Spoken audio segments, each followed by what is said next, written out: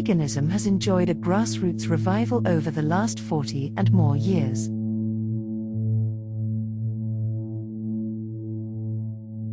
How do the seekers find an authentic expression of a deeper, older religious feeling? Today's seekers automatically look to books to find what they're looking for, but these often lead to more questions rather than to provide any real answers.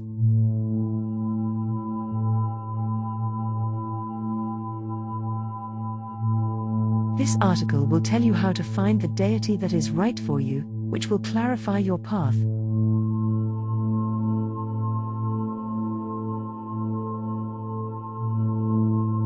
The best way to start finding one's true pagan path is by meditation, and I mean serious meditation.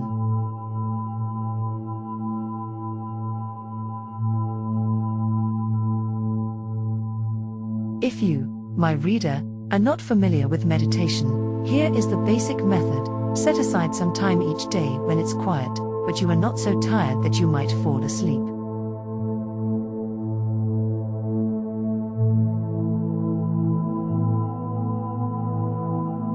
Start with a 10-minute session. You can extend the time if you need it as you gain experience.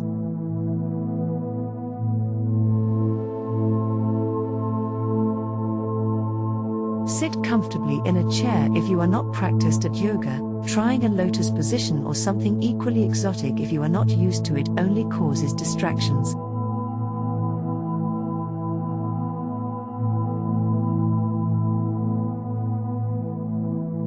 Dim or turn off the lights. The goal is muted light, not darkness.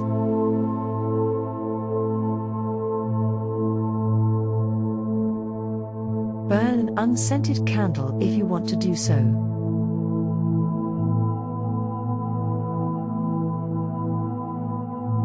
Unscented because, remember, at the beginning scent is another distraction.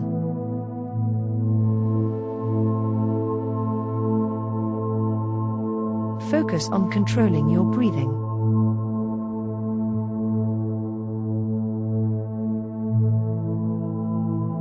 Start with a breath into the count of 3, then hold for 1 count, then breathe out for 4 counts.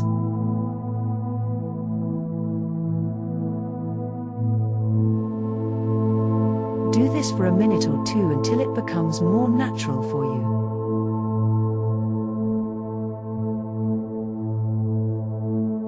As you get your breath under control, use that time to quiet your mind and clear it of all those random, fussy thoughts. It often works to blow them out with your 4-count breath.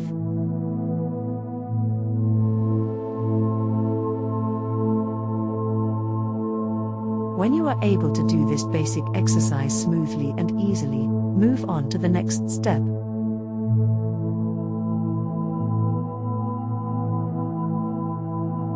Begin your meditation and get to the point where your mind is clear and calm.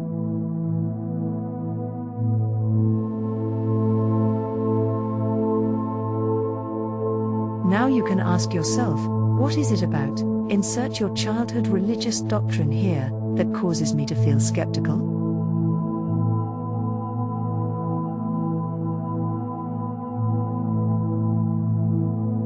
Why don't I believe in it anymore?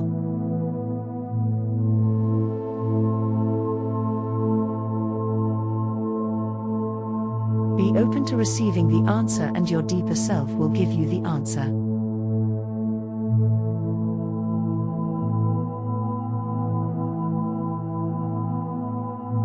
You are clarifying for yourself why there are changes in your outlook.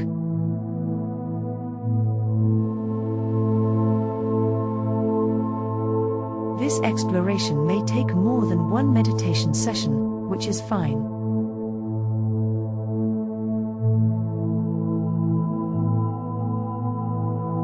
Anything worth having has to be worked at, and this is the perfect example of such work. Your first step is understanding why you no longer believe what you were taught while you were growing up.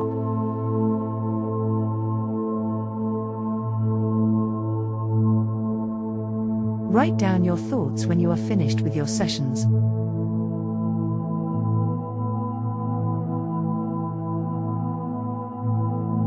It's a good idea to look back on your work so you can refresh your mind for your next meditation.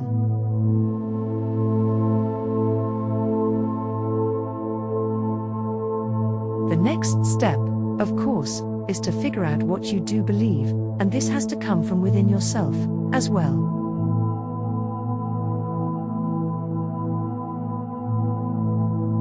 Never mind reading some books to figure it out.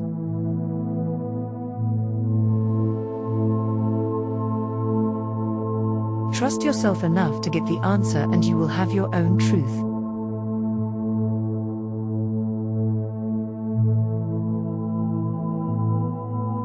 The process is the same. Get into a meditative state and ask yourself something like, what do I really believe about the sacred?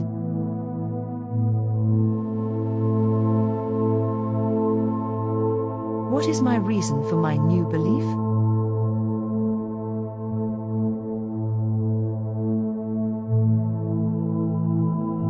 The answers you arrive at may surprise you, but you will know it is true for you.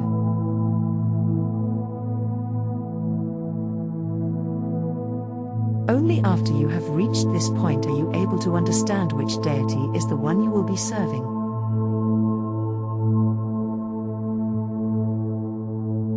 Yes, you read that right, serving.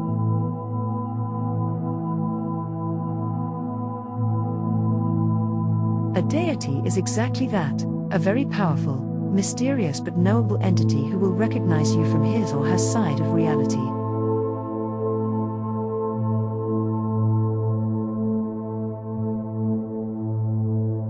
They are not our servants or pets, we serve them and we perform the rites they expect of us.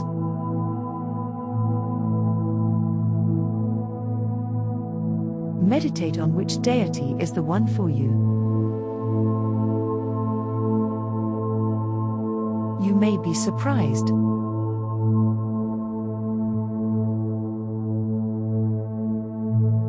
A god or goddess who reveals itself to you probably won't be connected to your personal preference, cultural heritage, or genetic makeup.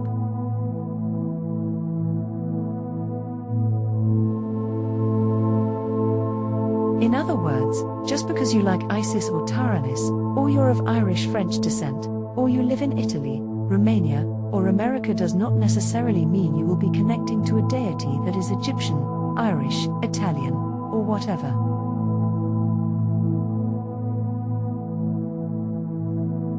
This is about making the connection to a sacred being who may be interested in you or has already chosen you to serve him or her.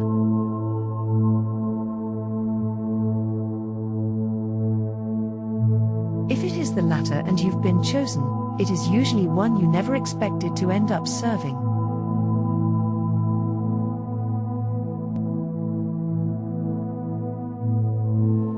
At this point, your pagan spiritual path is pretty much decided.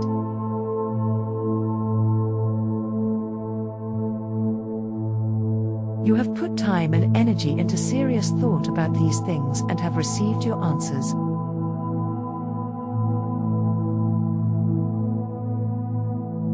Ideally, initiation is the next step which properly connects you to your deity, and this is the hardest part because, as the saying goes, it takes a witch to make a witch.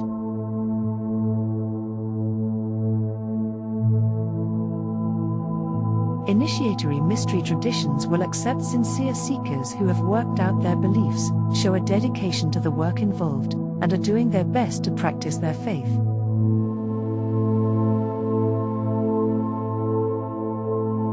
Often an initiated practitioner will approach the seeker to determine if they want to be initiated.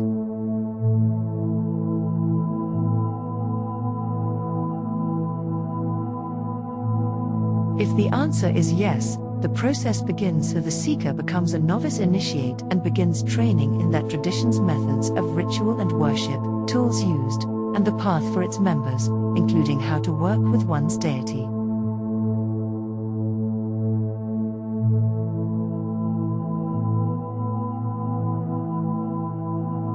This is generally part of a high priestess's and/or high priest's responsibilities.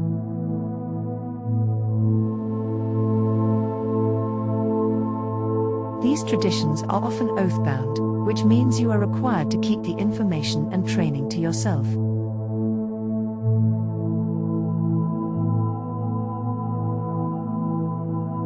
Such knowledge is not for everyone. You must earn the right to be part of such a group.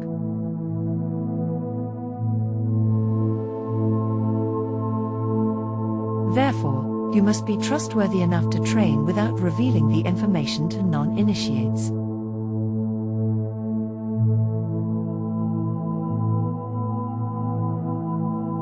Hence the name, Mystery Tradition.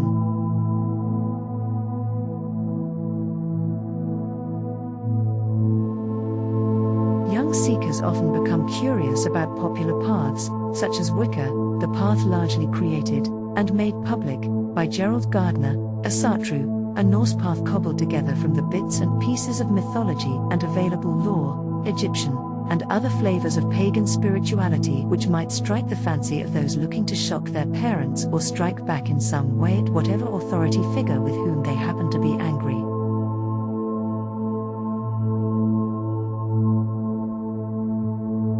Others will follow an alternative path because the religion, or absence of one, in their lives doesn't suit them anymore, yet they don't know how to go about finding the way that is right for them. These people try on different beliefs to see what might fit.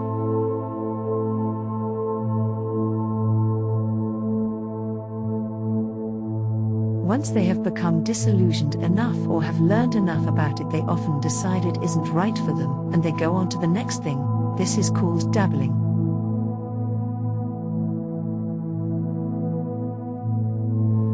Fans of psychology tend to see the deities as parts of their subconscious, i.e., as archetypes, and pagan religion as a form of sociology.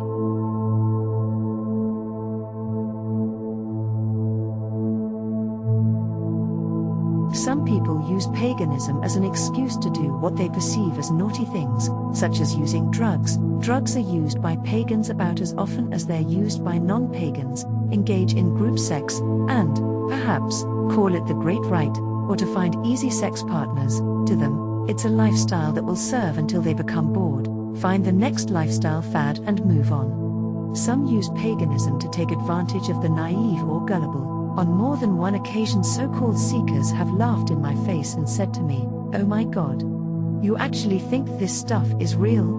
I look them in the eyes and tell them, yes. Not only do I think it, I know it's real, beyond any doubt. Their next question is usually, "How do you know it's real?" I will tell them, "I experience it."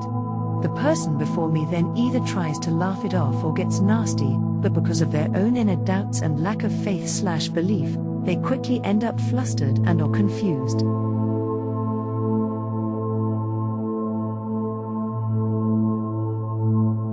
I have watched them walk away trying to be scornful in order to cover their own spiritual discomfort.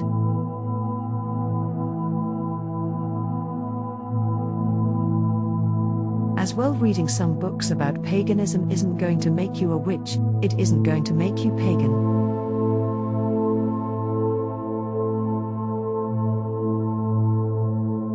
It's fine to read them later, but not as a means for finding your personal answers.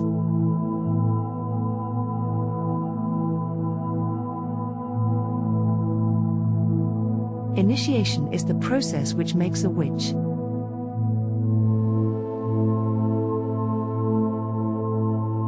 It is a rite performed by one who has gone before you, a keeper of the mysteries who has been through the experiences and training necessary and who can pass that knowledge on to you in the correct manner so you may be part of something that is truly alive and vital.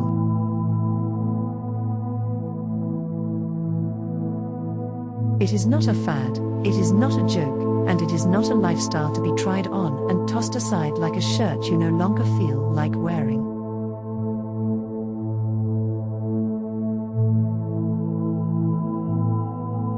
It is not an easy way of life.